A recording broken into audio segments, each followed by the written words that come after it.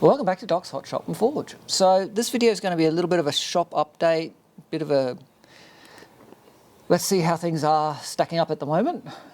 So I've been on annual leave. I had planned to get a lot more forging done.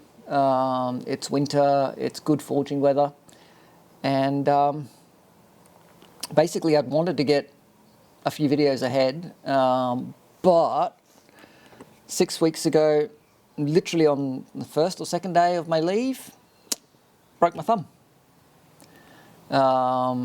So it has been a very, very slow and tedious 6 weeks. I've had to busy myself with other things that I can do that don't require full dexterity of the thumb.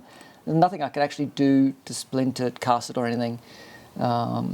Basically I pulled a small piece of bone off at one of the joints, moving some drill casing, which probably was a silly thing to do on my own, but anyway. So I've managed to get a couple of things done. You saw me make the drift, a couple of axes and whatnot, but that's really about all I've managed to get done in the forge. What I have managed to get done is, and I'll take you through and do some basically mobile phone video, is a lot of stuff in the machine shop side of things, which managed to get a couple of projects more or less squared away, made some good progress on some other things. So let's go have a look at those, and excuse the mess, it has been very full on in the last couple of weeks trying to get things sorted before I go on secondment. So as you can see, I've got stuff everywhere. Things that shouldn't be in here are in here. It's mainly because I needed to make some space.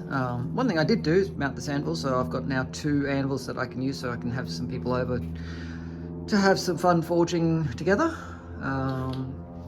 So the biggest thing you'll note is there's a shaper in the workshop. This is the Elliott 18M I've been restoring for the last 18 to 20 months or so. It's been through a flood, but it's back together, it works, and I'm very happy with that. Finished off a fixture table, welding table, and support for my granite, which fits nicely under this bench, almost all the way through. There's a little bit of overhang, which is a bit annoying, but you do what you've got to do.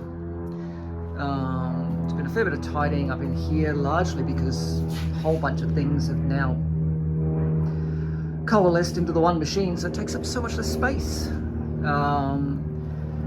I've been making some progress on the Mystery Blue lathe, which I believe to be a Bell, probably made as a knockoff by Hercules prior to World War II.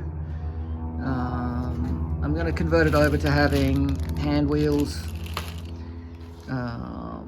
I've made a swivel plate for it, so it's pretty much ready to assemble. I need to make the powertrain, and then it's pretty much done. Next big job is to get the electrics sorted for this one. It didn't take well to being underwater. The solenoid relay is not working, which is a bit of a pain. Yeah, but as you can see, lots happened. The South Bend lathe is looking pretty good.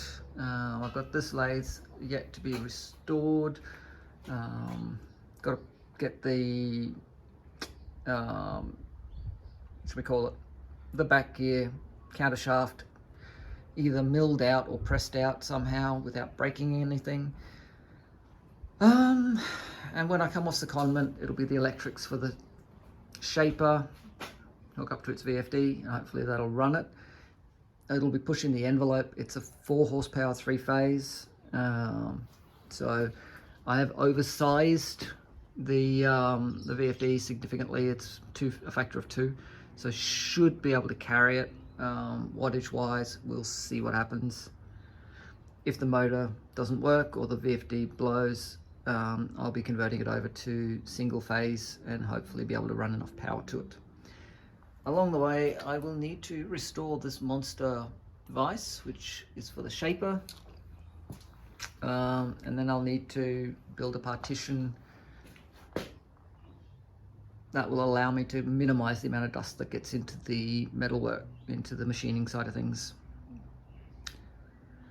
So that's the update for July.